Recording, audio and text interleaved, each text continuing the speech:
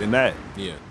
And I think one of the things I was just talking with another artist about was this, and I think that this is one of the things that you also too sort of experience as you get into that recording process of your journey, where at the beginning, especially too, when you're writing and you writing music and maybe you haven't started recording music as often, that is sort of like what you sort of going for. Is like you going for the line that's gonna like, when somebody hear this, it's gonna make them be like, make that face. You were looking for the steak face or the rewind, that's what you're trying to get. And then as you start recording music and as you start, and for me, I think it happened like with two different things, where I started recording music, but then I also started listening to music outside of hip hop more and more and more and more, and get into classic rock music. And I always grew up listening to some R&B music, but I think that one of the things that happened to you when you, as you like be mature as a young man and you start, dating women and being in relationships with women, you understand the R&B music better. And certain songs start to hit a little bit different. Where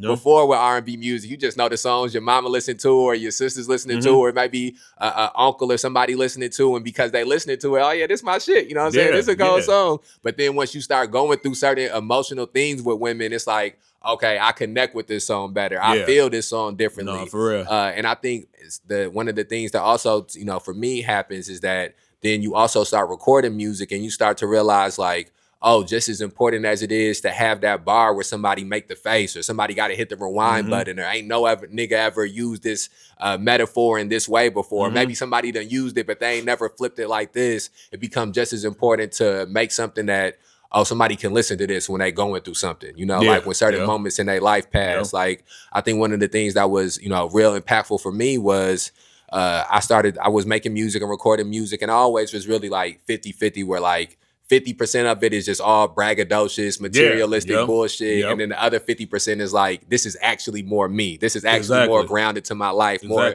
introspective to what I'm going through.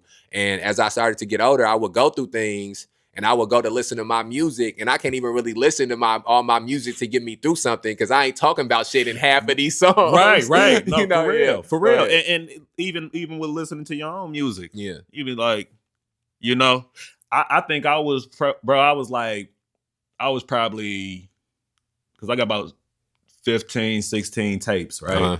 I probably was like 4 or 5 tapes in before I really figured out like my sound, my feel. Oh, my shit a little eerie, my shit a little melancholy. Oh, my shit a little monotone.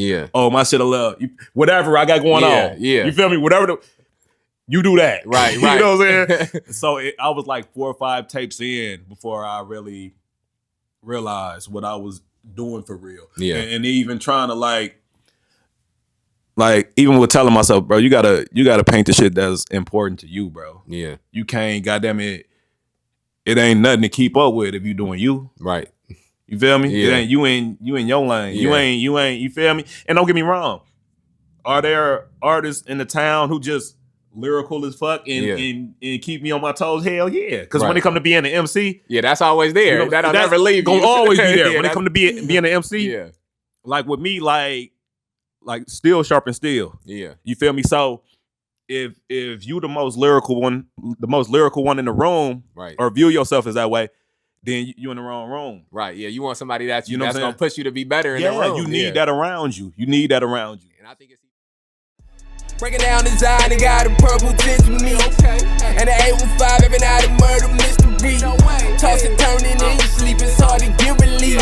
No time to speak, so keep it brief. My mission incomplete.